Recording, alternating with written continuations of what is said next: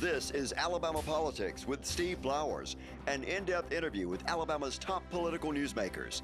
Now, from the studios of Troy University, here is Steve Flowers.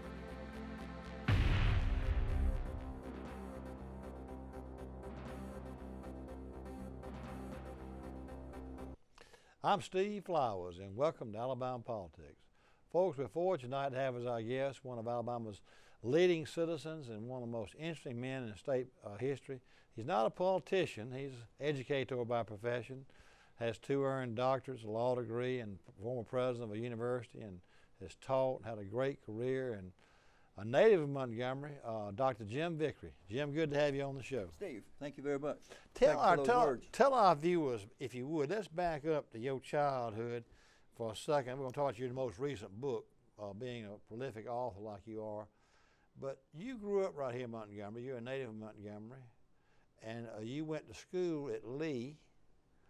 And then when it was only Lee and the near high schools, then you went to undergraduate at Montevallo? No, went to Auburn. Auburn undergraduate. Right. But where did you do your graduate work? Started at Auburn and got my doctorate at FSU later. In education? In speech communication. Speech communication. Yeah. At Florida State. Right. And you got your first PhD at Florida State in speech communications. Right. How'd you choose Florida State? Were they known for that or something? Yeah, they had one of the strongest speech programs in the country. And I was at Alabama in law school at the end of my freshman year and just totally burned out. Even though I was first in my class, made the law review, I was just wiped out and decided to go get a PhD first and then get a JD later, which is what I did. Dan Metter, who was the dean at Alabama, was furious with me for leaving at that point, and a lot of the guys in my class who had struggled more than I had struggled that year didn't understand how I could have walked away. But I was just totally burned out, and I think smart enough to realize that, and went to Tallahassee, got a degree, accidentally got into higher education administration. I never set out to be a college Where was your first job in higher education? In the president's office at FSU.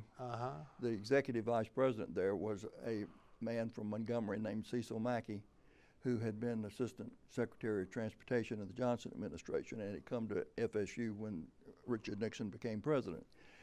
And I had a This was in the early 70s?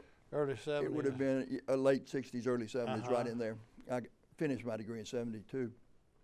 And a member of my doctoral committee happened to be Cecil Mackey's next door neighbor, and learned that he was looking for an assistant, and he told him he should talk to me, and I talked to him, and we hit it off, and that's how I got into administration, and he became my mentor. In fact, I just last year went to a funeral service at Arlington where he's been interred. Now, he went on to be president of the University of South Florida, Texas Tech, and Michigan State. Was quite an outstanding Alabamian, and was the most influential person in my professional life. And because of him, I got into administration. Was he from Montgomery? Yeah, he grew up here and went to Lanier, and went off to Alabama, got a degree in economics, and then got a law degree. Got a PhD at Illinois, and one of the most brilliant people I've ever known, and he's the one that stimulated so my after interest. Florida State, where did you go after Florida State? After he became president of the University of South Florida within 6 there? months of my working for him, and so I followed him to Tampa, and I loved living there at the University of South Florida, which is now one of the 10 largest universities in the country.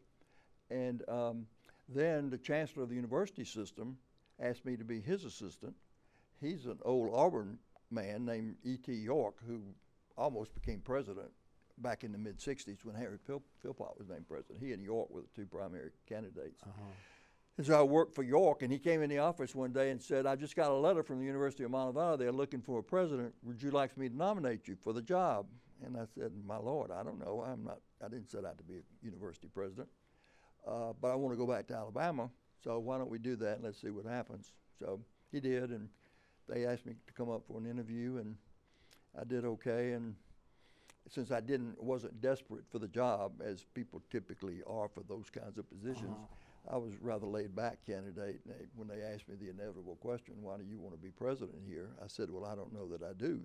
It depends on whether my skill set matches the needs of the institution at this point in its history. If they do, then I would certainly consider an offer if you make me one.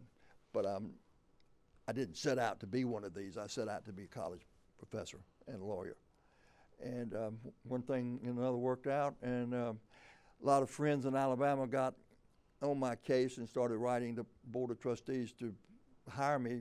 Chuck Jordan was one, an old friend from Auburn days, and Chuck campaigned for me, and George McMillan campaigned for me, and a number of other high-profile people. And Governor Wallace thought I was okay. I had known him from days past, and so I became president there. Boy, how old were you?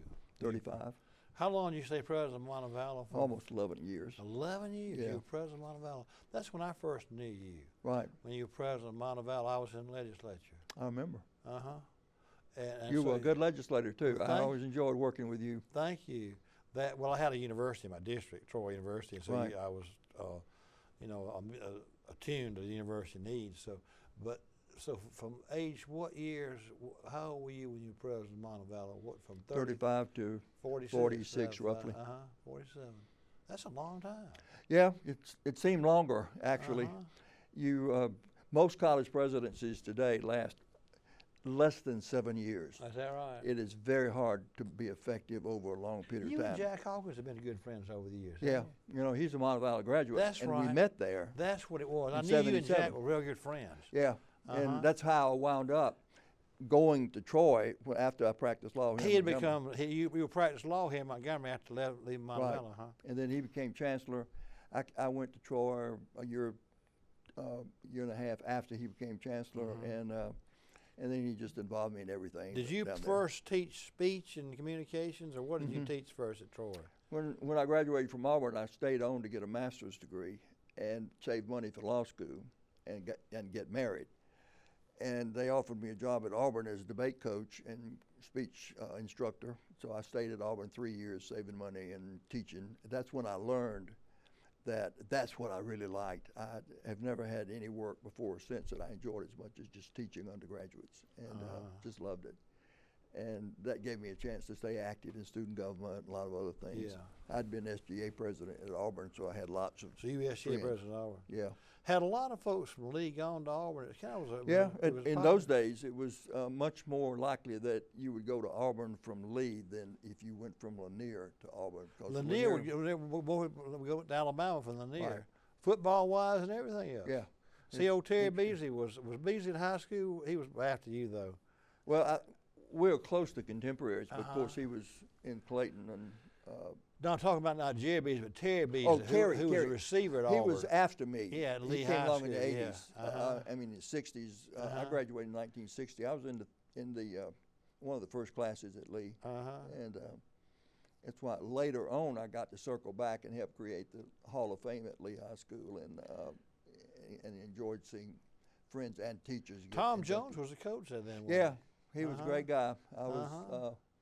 always fond of him, although I never played football. I tried to play basketball. Leon Ford was a basketball coach, and the person I was very fond of. Just went to a 92nd birthday party for Coach Ford, held at Sinclair's here one noon, and just had a great time. He was such a good guy, Steve, that when he cut me as a senior from the basketball team, I never even had a bad thought about it. I thought he was such a terrific person that was his You knew judgment. you wasn't cut out of basketball. Right. I mean, Yeah, I knew how good I was. Plus, and Lee so and did he, Lanier, unfortunately. was so dominant athletically. Oh, it was. I it mean, was y'all something. would win the state in football and basketball. So to make the team, you had to be on the state championship team. Yeah, it was quite I mean, quite an interesting time for white players. One question I'd like to ask my peers, who like to think that they don't have any stake in Jim Crow and segregation and all that, is what if we had to compete against black athletes back in the 60s? Most of us never would have even made the scrub team, and there would have been a different mix in football for sure. But we didn't have to compete, and so there were a lot of opportunities available for white athletes in those days that wouldn't have been. And so we all have a stake, and all of us who are white benefited from that system. And even though we didn't create it, we came along in it, and we benefited from it. And we ought to just acknowledge it and move on. Now, sometime after you were at Montevallo, you taught here at Troy, and did you teach here at Troy Montgomery or at the main campus? At both. I taught at Troy about 22 years, mostly on the Troy campus, but the last 9-10 years I taught here in Montgomery, which enabled me to eliminate the long commute. Undergraduates or graduates, mostly? Undergraduates here entirely, but in Troy I taught graduate students as well as undergraduates. In speech and communication? Yeah.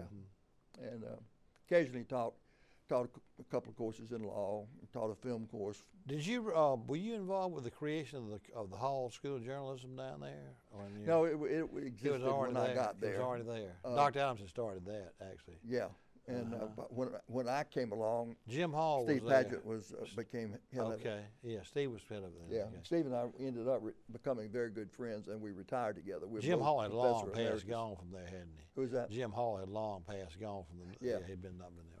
No. Right, Named after Grover Hall. right. You probably grew up reading Grover Hall, didn't you? Well, I knew his son. I didn't know Grover Hall Sr., who won the Pulitzer Prize back in the 20s for his anti-Ku Klux Klan editorials, but I knew his son, and who was quite an interesting guy in himself. Did you Grover know Hall him? Jr. Yeah, he was quite a But dandy. he became editor of the Montgomery Advertiser too, didn't he? Yeah.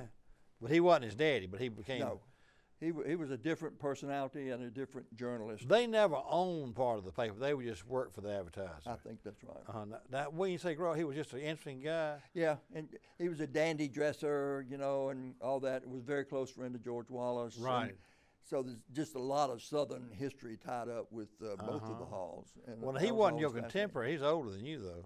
Yeah, older. Uh-huh. I had some dealings with him when I was a senior at Lee, and trying to get him to write some editorials in support of something I was doing, and I just find it fascinating. Was he a pretty good writer, though? Not as good as his father, I don't think, but yeah, he was okay. But I don't think he wrote many editorials. What did he do for the paper then? Well, I think partly he was the front person. He was the PR guy for the paper. Okay. The personification of the advertiser. Okay. And I don't know him well enough to be able to say anything negative about him. Right. But he was not known at the time I came along as a great writer and a great journalist. But particularly when he got on the wrong side of history with the Civil Rights Movement. And Now, you have, in recent years, written a lot of books. So, did you start writing books after you were retired from the university, or did you? Well, I did a collection of speeches and essays and whatnot when I was at Montevallo, and but didn't write another book other than textbooks that I wrote for my classes.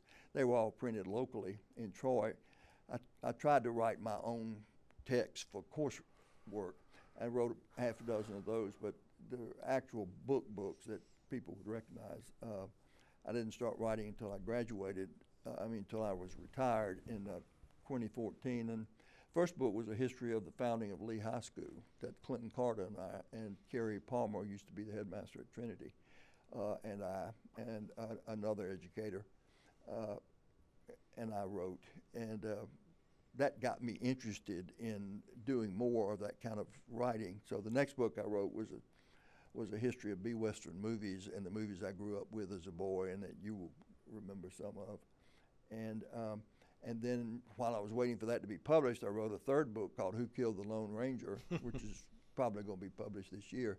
And now I'm working on the most serious book I've written, which is about the evolution of my racial attitude since the 1950s. And as What's the title of it going to be? Awakenings. So you were writing about your childhood when you went back your Lee High School experience, Right, and and in fact, even before then, trying to find out how it is that I came out where I came out on race, when so many of my friends are not there yet and are still mired in the attitudes of the 50s.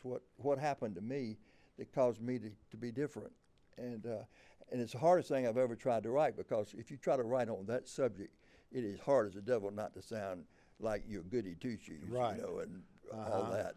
And I'm concerned about sounding condescending with my black friends when I'm trying to explain where I am on race today. You brought up an interesting thing prior to the show. We were talking about you going to movie theaters when you were a little boy here in Montgomery, and you named some of the theaters that you went to, and you said, tell our viewers that story about you going to there were 4 white theaters and 2 black theaters, right?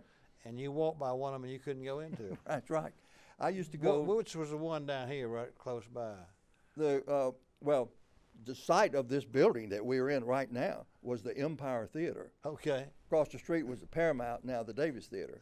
The Empire. They were competing theaters right across the street. Yeah, from each other. although they were owned by the same corporate entity, so they seemed to compete, but they really didn't. Well, why would they have two in the same street? I wonder why they do that. Well, in those days, most cities of any size had lots of downtown theaters, and some competed corporately, but others were just a part of a corporate empire. So you had Empire and Paramount right here together, two big Well, ones. the difference between the two is the Empire tended to show Warner Brothers movies, Universal movies, and a couple of other of the smaller, Columbia, for example, whereas the Paramount got all the A pictures, Paramount Pictures, MGM, those kinds of movies.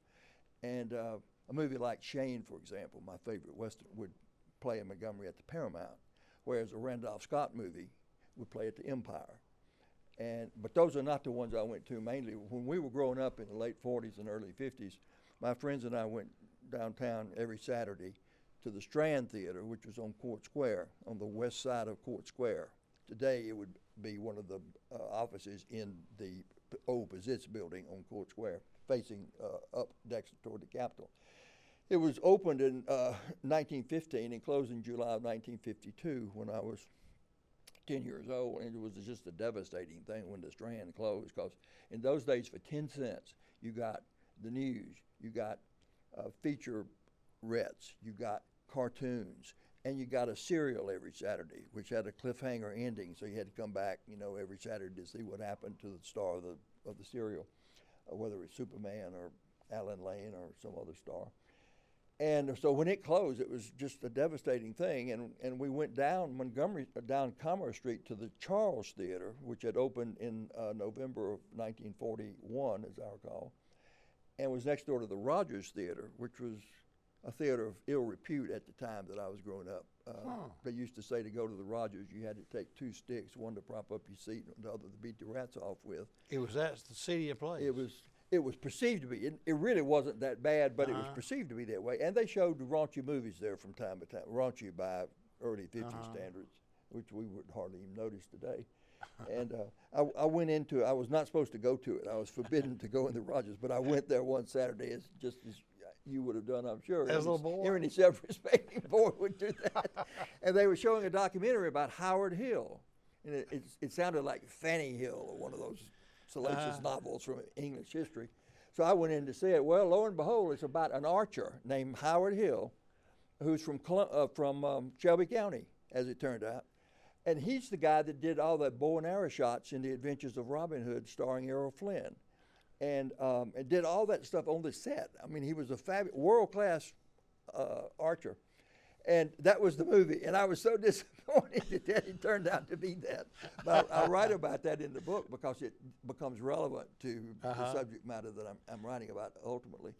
And also because that's one of my favorite movies. And I corresponded with Olivia de Havilland for 20 years about her career and about that movie. And, in The Adventures of Robin Hood, just tied back to my book on B-Westerns, Olivia de Havilland rides a golden Palomino in her horse riding scenes in The Adventures of Robin Hood. And that's Trigger, the horse that becomes Roy Rogers. The same horse? Yeah, the same horse. He was called Golden Cloud in the late 30s. And so she rode him in the movie. Roy Rogers, a few months later, bought Golden Cloud, trained him to be Trigger. And she learned about that later. She didn't know about it at the time. And so I wrote her about that and enjoyed getting her take on it. So I can relate most anything back to B-Western movies that I first saw at the Strand. And those movies not only were entertainment every Saturday for all of us, and there were theaters like that all over Alabama and all over America. By the mid-50s, 3,000 of those theaters had been killed by television and economic forces in Hollywood, which broke our heart. But we learned, or had reinforced, or both, basic values at those movies: honesty and patriotism, cleanliness, take care of animals, treat people decently, help those who need help, all that. We learned those values and had them dramatized before us in those movies. And so they were a very important part of our upbringing. And some of those cowboy stars took that so seriously, like Roy Rogers, Gene Autry, and others, that they codified those principles into cowboy codes, they were called, and they were published. back in the 40s and 50s. Speaking of that, let's talk about your most recent book about B-rated westerns. Is that Okay. how it is? Tell us Yeah. about your new book. Well, it's about these movies. Uh-huh. It's probably 30% memoir and 70% about the history of B-westerns, the stars that were in them, the sidekicks that rode with them. Every self-respecting B-western movie star had a sidekick. You know, Hopalong Cassidy had Gabby Hayes. Roy Rogers had Gabby Hayes. Gene Autry had Smiley Burnett. And they also had a named steed, as I call him in the book. Everybody had a horse, and he had a name, and he was smart. Roy Rogers named his the smartest horse in the movies and was billed in movie posters and the like, along with Roy Rogers. In fact, Roy Rogers felt so strongly about Trigger's contribution to his career that if you wrote Roy Rogers, as I did years ago, and asked him to autograph a picture, he'd send it back, Roy Rogers and Trigger. He always signed it with his horse's name. He's the only one that did that. But they all had names, and they all had similar female co-stars. There were probably a dozen leading females that starred in those movies back in those days. And the movies had about a dozen or 13, Baker's dozen or so, plots. You know, the railroads come in, or the Indians on the warpath, or whatever the plot might be. And there were only about a dozen of those. And every plot that you saw in one of those B-westerns, you could relate to one of those 13 movies. And it's a part of what's fun to study them. One of the differences between B-westerns and A-westerns is the plots are more complicated, the characters are more complicated, the morality is more complex, and there are variations. What's the name of your book? What? What's the name of your book that you wrote? Just Roy, Rocky, for Rocky Allen Lane, and Red Rider, semicolon, Hoppy, Hopalong Cassidy, Durango, Charles Starrett was a Durango kid, and Moore, M-O-O-R-E, for Clayton Moore, who played the Lone Ranger, and also Moore for the other stars. I focus on about a dozen stars in the book and have histories of their career and talk about some of their best movies. And for example, one of Roy Rogers' movies has become a Christmas standard, a Christmas cinema classic. And in a new book that Turner Classic Movies just produced called Christmas Movies, this movie is in it, along with A Christmas Story, The Bishop's Wife, It's a Wonderful Life, those old chestnuts. There is The Trail of Robin Hood, which stars Roy Rogers, and it's one of the oddest plots you've ever seen in a movie. It's about the theft of Christmas trees at Christmas time by this nefarious gang of bad guys. And Roy Rogers has to stop the theft of Christmas trees. And it ends with a race with buckboards piled high with Christmas trees, trying to get these Christmas trees out of this area before they're Have you destroyed. got a picture of the book? Got a copy with you? Did not bring that. Oh, my book? Yeah. I brought my book. Yeah, I show should've our brought the- viewers, hold it up. I should have brought the other book too. Show the one, But, show the one you're talking about now. If I can find my book, you'd think I'd have it on the tip of my tongue, but I put it in here a while ago to Why get have it you out got of the your way. pistols with you, Jim? Tell us Pardon about that. The pistols. Tell us about the pistols you got there. Okay, you want to do that? Yeah. Tell it, and get a copy of your book I afterwards. think I left my book of all things down the hall. Okay. Anyway, one of the things that we learned, which wasn't necessarily totally positive in going to see these movies, is the ready availability of violence to solve all human problems. Every cowboy star at the end of every movie has to win the day with a combination of fisticuffs and firearms. They never lost a fight. Roy Rogers did some toward the end of his career. Some of his fights got so realistic, parents groups complained about it, and they had to do something about it. But for the most part, B-Western movie stars, they could go fights all day long and nobody got hurt.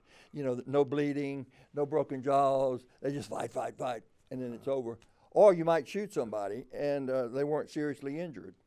Or you might shoot a gun out of somebody's hand and they wouldn't be seriously injured, which is one of the things I tried to teach my sons when they were growing up, is the fights in movies are not real fights. Nobody could withstand the kind of fighting and fisticuffs that you see in movies. It'd break your hand, it'd break your jaw. And the same with guns. You can't shoot guns out of people's hands, for example, which is one of the staples of B Westerns. And there were two kind of guns that were used, and very often they would not be used correctly. In a Western movie, any plot that's set prior to 1973 should have a revolver that looks approximately like this. This is one of the early models that was devised by Remington and Colt and others, and was used during the Civil War. If you see a Clint Eastwood movie like The Outlaw Josie Wells, you will see a revolver that looks like this. However, in the typical B Western movie, in all John Wayne movies, just for example, you'll see a revolver that looks like this. You can see the difference in the two. This is a fast draw single action Colt 45 as compared to this. This was not made to be drawn quickly from a holster. This is the kind of gun and kind of rig that most of the cavalry stars we saw at the movies used. This is a reproduction of John Wayne's True Grip holster, and the one that he wore in several other westerns toward the end of his career, and he wore it there high on his hip. Mm-hmm. And the thing that got interesting to me about these guns is how hard it is to pull them and fire them, which I had not fully appreciated. And the thing I learned and came to appreciate from working with Sunset Carson's grandson, who works for my wife and who has Sunset Carson's guns in his possession, is that in order to fire a Colt 45 single action pistol like this, you have to not only pull it out of the holster fast before you're shot dead, you have to cock the gun at the same time, because it won't shoot if it's not cocked. Mm-hmm. That's why it's called a single action gun. You can't pull the trigger like this. And to use these in westerns or in a TV series, say Gunsmoke. Gunsmoke always started with Matt Dillon drawing his gun like this in the beginning of the series. To do that fast, you got to cock it and you got to shoot it at almost in one motion, kind of like this. Mm-hmm. And it is hard as the devil to do that. I wrenched my thumb trying to do that in connection with writing this book. Well, this is going to be a good read, though. But I like your jacket, Jim. Well, thanks, Steve. This is my Christmas tree. I like that. Off the tree. Hey, our time's up. Our 30 minutes goes by in a hurry. It does. Folks, our guest tonight has been not a politician, but a renowned educator and a legend in Alabama, Dr. Jim Vickrey, a former president of the University of Montevallo, educator, lawyer, and a great icon here in Montgomery. And we thank you viewers for watching Alabama Politics, and next week we'll have a politician on. Thank y'all so much. Not a politician.